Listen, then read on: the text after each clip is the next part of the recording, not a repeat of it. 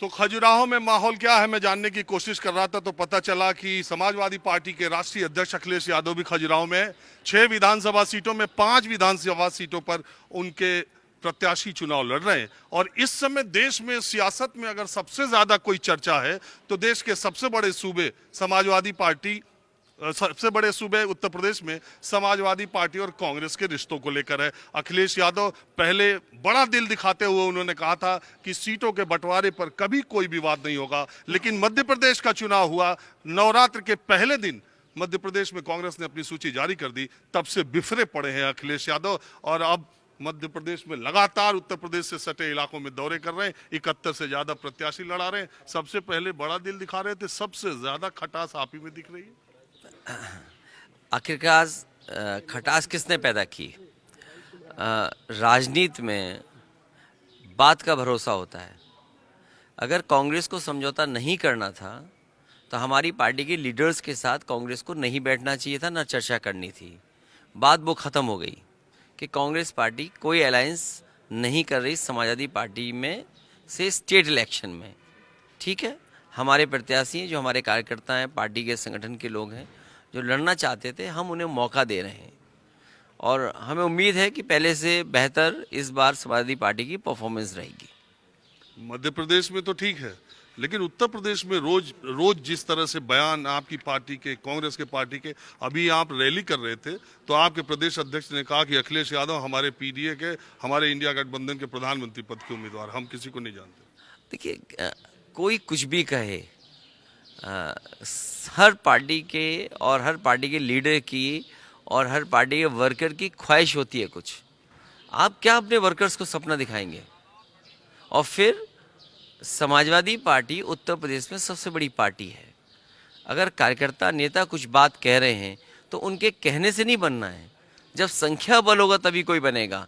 वो बात तो छोड़ दीजिए। सवाल ये है कि उत्तर प्रदेश के बाद समाजवादी पार्टी मध्य प्रदेश में चुनाव लड़ रही है और हमें भरोसा है कि यहाँ भी समाजवादी पार्टी को समर्थन मिलेगा।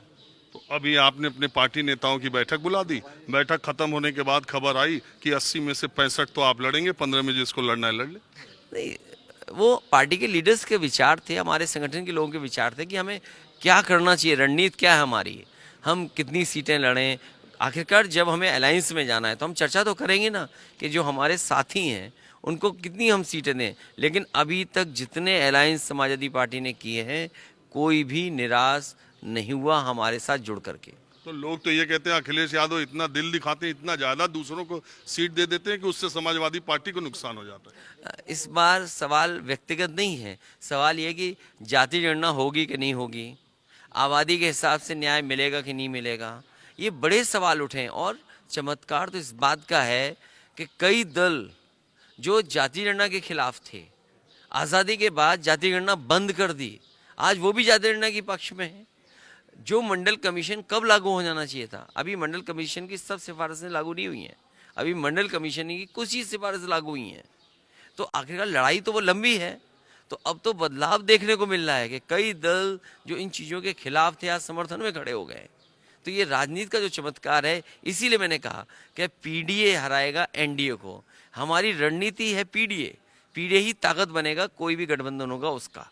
अखिलेश जी, आप सबसे बड़े सूबे की सबसे बड़ी विपक्षी पार्टी हैं। अगर सीटों के हिसाब से, संख्या बल या जिस तरीके से भी देखा जाए, नेताओं के लिहाज से, संगठन से, विधायकों से, आप विपक्ष की सबसे बड़ी पार्टी है। लेकिन एक ट्रेंड देश में ये भी देखा जाता है कि विधानसभा के चुनाव अलग, लोकसभा के चुनाव अलग। अभी आप मध्य प्रदेश में लड़ रहे हैं, आप इसका देखिए, जब लोकसभा के चुनाव की बात होगी तो अलग हो। क्या आपको लग रहा है कि कांग्रेस पार्टी ने इंडिया गठबंधन बना के ये विधानसभा चुनाव में तो कांग्रेस बनाम बीजेपी करने में लगी है और आप लोगों को रख रही है कि इसके बाद अब देखा जाएगा इंडिया क्या? क्योंकि इंडिया की अब कोई चर्चा ही नहीं हो रही। नहीं, इंडिया की चर्चा तब होगी जब इंडिया की चर्चा करेंगे हम।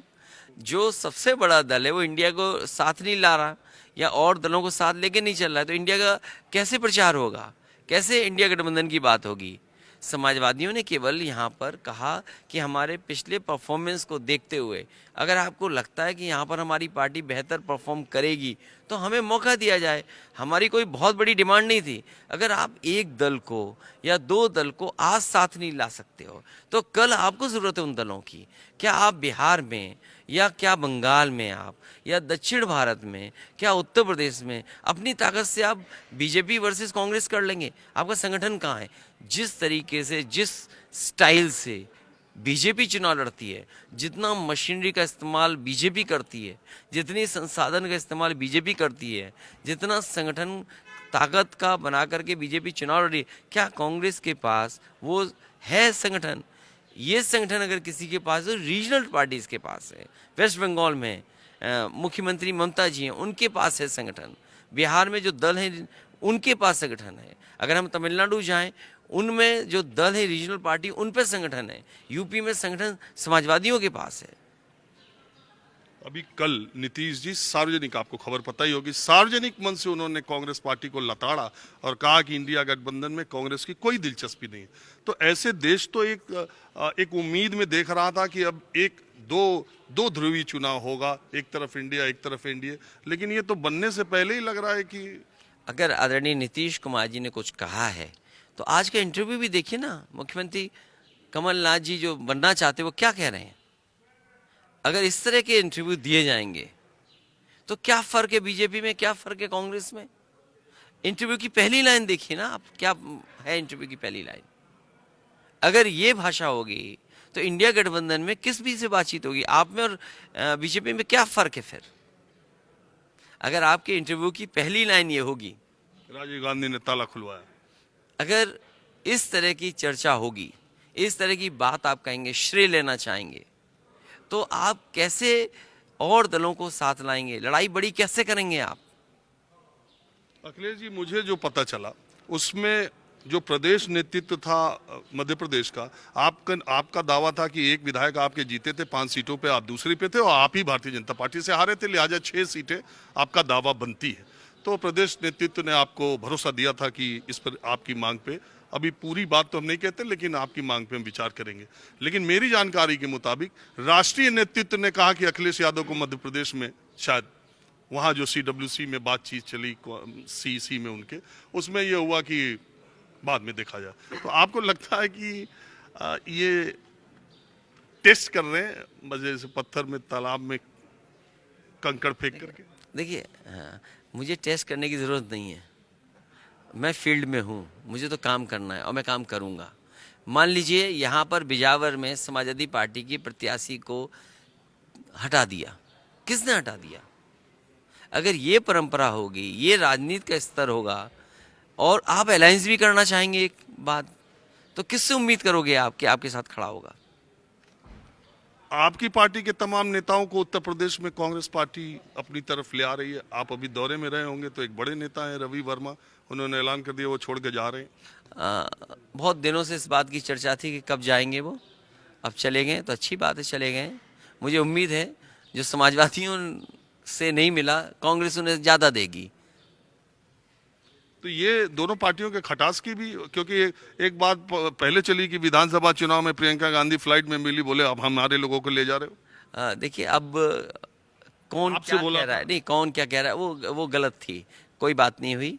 देखिए, अगर बीजेपी की तरह कांग्रेस भी झूठ बोलने लगी तो फिर क्या करेंगे? तो तीसरा विकल्प तीसरी पार्टी होगी। खैर, जो जाने वाले उन्हें कोई नहीं रोक सकता है। समाजवादियों पे विकल्प है, समाजवादियों पे वहाँ गुंजाइश है, हमारे पे लीडरशिप है। तो अगर एक लीडर चला जा रहा है तो हमारे पास लीडर्स और गुंजाइश है। समाजवादियों को कहीं घबराने की जरूरत नहीं है। नहीं, समाजवादी पार्टी में तो अब आप सर्वे सर्वा, पूरी पार्टी आपके इर्द गिर्द चलती है, सारे फैसले भी आप लेते हैं। लोग ये जानना चाहते हैं, मैं भी ये जानना चाहता हूँ कि बतौर सूबे और देश की सबसे बड़े सूबे के सबसे प्रमुख चेहरे होने के, आपको इंडिया की संभावना लग रही है? दरवाजे बंद हो गए कि अभी कुछ खुले हैं, गुंजाइश बची है? देखिए, कोई दरवाज़ा राजनीति में बंद नहीं होता है और ये जिम्मेदारी उनकी भी है, बड़े दल की, जो इस गठबंधन को ख़त्म करना चाहते हैं। अगर गठबंधन बना है, और मैंने बहुत बड़ा देखा था, मैं दिमाग से बात उतर रही है, बेंगलोर में जो लिखा था यूनिटी को लेकर के, united we stand and divided we fall. आज डिवाइड कौन कर रहा है? अगर इतना बड़ा लिख करके एक बैनर बना जिसके आगे हम सब लीडर्स बैठे और खड़े हुए, यूनाइटेड वी स्टैंड। अगर यूनाइटेड वी स्टैंड तो डिवाइड कौन कर रहा है? ये सोचना पड़ेगा उन्हीं को जिन्होंने यूनाइटेड होने का नारा दिया। नहीं, कहा तो ये गया कि अखिलेश यादव ने भोपाल की रैली में, उनकी पार्टी ने कहा कि भोपाल की रैली इंडिया की करने की जरूरत नहीं है क्योंकि हमको पहले सीट दो। नहीं, मैंने कभी नहीं कहा। ये जिसने भी कहा वो आपको झूठ बोल रहा है, झूठ बोल रहा है, और झूठ बोलने वाले ही यही बात कह सकते हैं।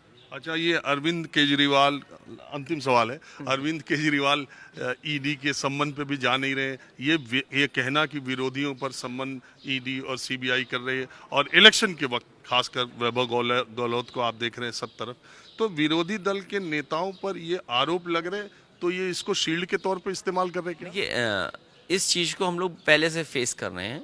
आदरणीय आजम खान साहब, उनकी फैमिली पूरी जेल में भेज दी। यही बीजेपी जो कर रही है आज, या अरविंद केजरीवाल या उनके तमाम जो साथी हैं उनके ऊपर ईडी सीबीआई तमाम तरह की जांचें चल रही हैं। ये तरीका बहुत पुराना है। एक ज़माने में कांग्रेस भी इस्तेमाल ये करती थी। इसी प्रदेश में कभी आज बीजेपी में कभी उनके परिवार पे भी इस तरह की जांच दबाव किया गया था, वो कांग्रेस में चले गए। आज कांग्रेस नहीं है सत्ता में, आज बीजेपी है, उन संस्थाओं को वो इस्तेमाल कर रही है। तो देश में ये सब जानते हैं, जो दिल्ली में रहता है वो अपनी ताकत का इस्तेमाल करता है। उन्होंने इस्तेमाल की थी, दिल्ली से वो बाहर हो गए। आज बीजेपी इस्तेमाल कर रही है, समय आएगा बीजेपी भी दिल्ली से बाहर होगी। चलिए, आप रुके, बात किया, इसके लिए बहुत शुक्रिया। Thank you so much.